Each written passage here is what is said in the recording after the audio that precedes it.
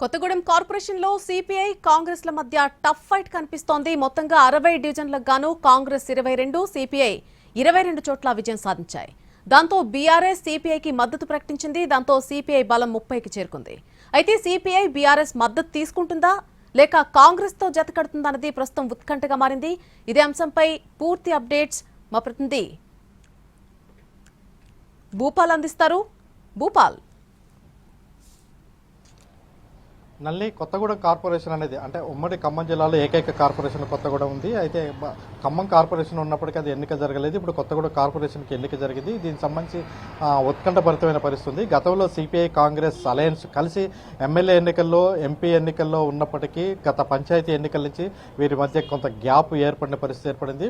కొత్తలో ఎమ్మెల్యే కోననేని సాంబశివరికి గతంలో కాంగ్రెస్ సపోర్ట్ చేసి గెలిపించడం జరిగింది. ఆ తర్వాత ఎంపీ ఎన్నికల్లో కూడా కాంగ్రెస్కి సిపిఐ అదే విధంగా సపోర్ట్ చేసింది. కానీ గత కొద్ది రోజులుగా సిపిఐకి అదేవిధంగా కాంగ్రెస్కి మధ్య ఇక్కడ మాత్రమే కొంత గ్యాప్ ఏర్పడింది. ఆ గ్యాప్ ఏర్పడిన నేపథ్యంలో పంచాయతీ ఎన్నికలు కూడా విడివిడిగా పోటీ చేశారు.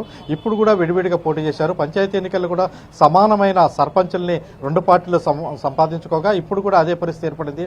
ప్రస్తుతం అయితే అంటే కాంగ్రెస్కి 22 స్థానాలు, అదేవిధంగా సిపిఐకి 22 స్థానాలు కూడా లభించినాయి. ఈ నేపథ్యంలో అయితే సిపిఐ మాత్రం ఇండిపెండెంట్గా 6 వచ్చిన నేపథ్యంలో ఆ ఇండిపెండెంట్లో కొంతమంది మా వాళ్ళు ఉన్నారు. ఇండిపెండెంట్లో తమ మద్దతుతో గెలుచున్న వాళ్ళు ఉన్నారు.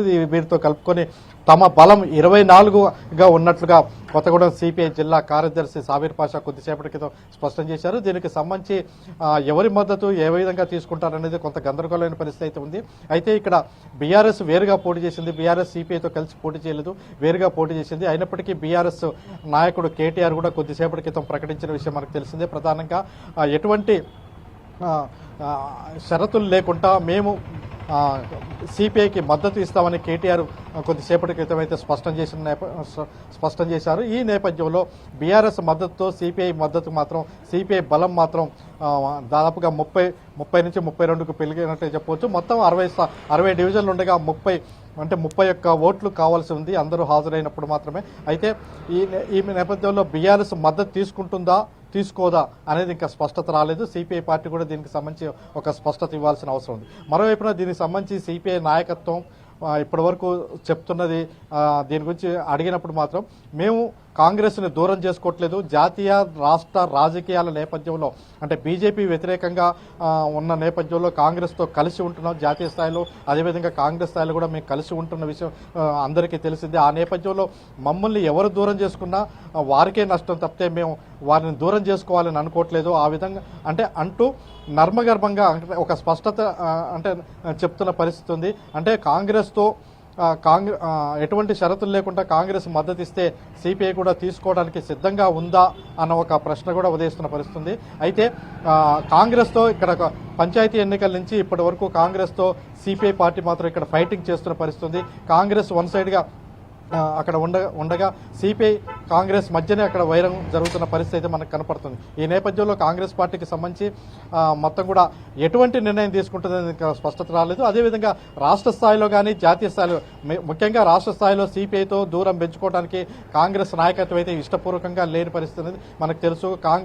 బీఆర్ఎస్ని మిత్రపక్షంగానే చూస్తున్నారు. అదేవిధంగా అసెంబ్లీలో కావచ్చు, మిగతా కార్యక్రమాలు కావచ్చు, బీఆర్ఎస్ కాంగ్రెస్ సిపిఐ మిత్రపక్షంగానే చూస్తున్న పరిస్థితి. కొద్ది రోజుల క్రితం ఖమ్మం జిల్లా కేంద్రంలో భారీ బహిరంగ సభ సిపిఐ బహిరంగ సభ పెట్టిన నేపథ్యంలో దానికి ముఖ్యమంత్రి ఏకంగా సిపిఐ బహిరంగ సభకు రావడం జరిగింది. అంటే కాంగ్రెస్ సిపిఐ మధ్య సంబంధాలు ఉన్నట్లుగానే ఇది చూడాలి అనే టైపులో కూడా వస్తున్న పరిస్థితి. అయితే ఈ నేపథ్యంలో ఇప్పటికే సిపిఐకి సంబంధించిన కొద్దిసేపటి క్రితం సిపిఐ పార్టీ కార్యాలయంలో గెలిచిన గెలిచిన డివిజన్ కార్పొరేటర్లందరితో కొద్దిసేపటి క్రితం ఎమ్మెల్యే కోననేని సాంబశివరావు ఒక ప్రత్యేక సమావేశాన్ని ఏర్పాటు చేశారు. ఎలా ఉండాలి, రేపు మేయర్ పదవి కోసం ఎలా ఉండాలి, ఎలా పోటీ పడాలి అనే విషయంలో కూడా చర్చించినట్టుగా తెలుస్తుంది. వీళ్ళందరినీ క్యాంపు రాజకీయాలు కూడా ఇప్పుడే ప్రారంభమయ్యేటట్లుగా కనపడుతుంది. సిపిఐ వాళ్ళందరినీ కూడా క్యాంపుకు తరలించేందుకు ప్రయత్నాలు జరుగుతున్నాయి. మరోవైపున కొద్దిసేపటి క్రితం బీఆర్ఎస్ మాజీ మంత్రి వనమ వెంకటేశ్వరరావు అంటే బీఆర్ఎస్ నాయకుడి ఇంట్లో బీఆర్ఎస్ సంబంధించిన కార్పొరేట్లందరూ కూడా ప్రత్యేకంగా సమావేశం జరిగింది. మొత్తం 8 మంది కార్పొరేట్లు వాళ్ళందరూ కూడా సమావేశం జరిగింది. అయితే ఇక్కడ ఇండిపెండెంట్లు అయితే కొంత కీలకంగా వ్యవహరించే పరిస్థితి. ఇండిపెండెంట్లు 6 ఉన్నప్పటికీ 6లో 2 మాత్రం సిపిఐకి మద్దతుదారని వాళ్ళు గెలిచారని చెప్తున్నారు. ఈ నేపథ్యంలో ఈ కొత్తగూడెం మేయర్ పదవికి సంబంధించి రాజకీయం ఎటుమలుతుందని చెప్పలేని పరిస్థితి. బీఆర్ఎస్ మద్దతును తీసుకుంటారా లేకపోతే కాంగ్రెస్ బేషరతుగా సిపిఐకి మద్దతు ఇస్తుందా అనేది అంటే రాష్ట్ర స్థాయిలో జరిగే చర్చల్లో ఇది ఒక చర్చకు వస్తుందనేది విషయం తెలుస్తుంది. మొత్తం మీద ఒక కొత్తగూడెం కార్పొరేషన్ వ్యవహారం ఇలా ఉంటే మొత్తం ఉమ్మడి ఖమ్మం జిల్లాలో 7 మున్సిపాలిటీలో ఈ మున్సిపాలిటీలో వన్ సైడ్గా కాంగ్రెస్ విన్నింగ్ అని చెప్పవచ్చు. ఎక్కడ కూడా ప్రతిపక్షంగా ఉన్న బీఆర్ఎస్ బీఆర్ఎస్ తన స్థాయిని అంటే బలంగా చూపించలేకపోయింది. కేవలం 1-2 సీట్లు, కొన్ని చోట్ల 6 సీట్లు 3 సీట్లకు మాత్రమే